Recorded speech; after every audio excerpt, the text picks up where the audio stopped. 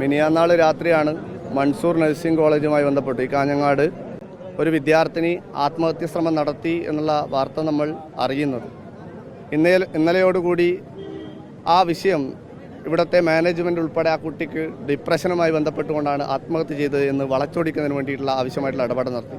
എന്നാൽ ഇന്നലെ ഉച്ചയോടുകൂടിയാണ് ഈ ക്യാമ്പസിൽ പഠിക്കുന്ന ഒരു കൂട്ടം വരുന്ന വിദ്യാർത്ഥിനികൾ ഈ കോളേജിൻ്റെ നടുത്തളത്തിൽ ഇറങ്ങി സമരം ചെയ്യുന്ന സാഹചര്യമുണ്ടായത്.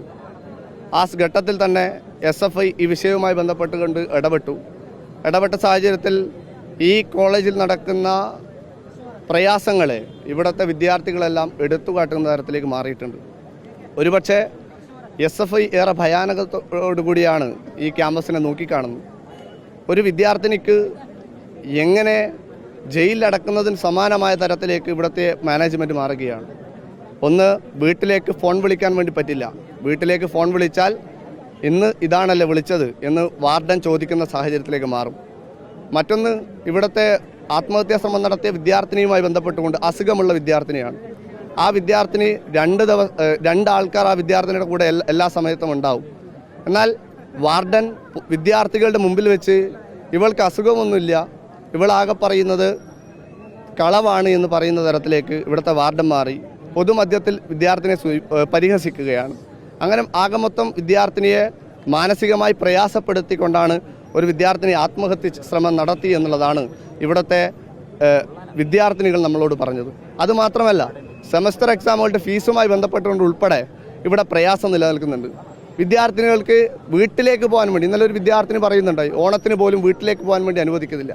അങ്ങനെ ഒരു ജയിലിലടച്ച അന്തരീക്ഷത്തിലേക്ക് എങ്ങനെയാണോ ക്യാമ്പസ് അന്തരീക്ഷത്തിന് മാറി നിന്നുകൊണ്ട് ജയിലിലടച്ച അന്തരീക്ഷത്തിലേക്ക് ക്യാമ്പസുകൾ മാറുകയാണ്. ഇവിടെ സംഘടനാ സ്വാതന്ത്ര്യം പോലും ഇല്ല. അതുകൊണ്ട് തന്നെ ഇത്തരത്തിൽ വിദ്യാർത്ഥിനികളെ ആത്മഹത്യയിലേക്ക് നയിക്കുന്ന പലവിധ വിഷയങ്ങൾ ഈ ക്യാമ്പസുമായി ബന്ധപ്പെട്ടുകൊണ്ട് മുൻപും ഉണ്ടായതാണ്.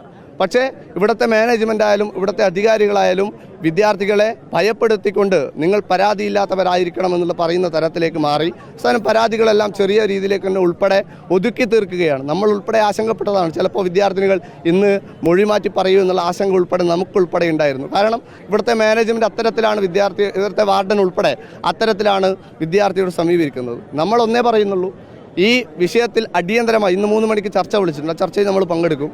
ആ ചർച്ചയുടെ ഭാഗമായി അടിയന്തരമായി പരിഹാരം കാണണം, വാർഡനെ പുറത്താക്കണം. ഈ വിദ്യാർത്ഥികൾക്കുള്ള പ്രയാസത്തെ തിരിച്ചറിഞ്ഞുകൊണ്ട് ഇത് പരിഹരിക്കുന്നതിന് വേണ്ടി ആവശ്യമായിട്ട് ഇടപെടൽ ഇവിടുത്തെ മാനേജ്മെൻറ്റ് സ്വീകരിക്കണം.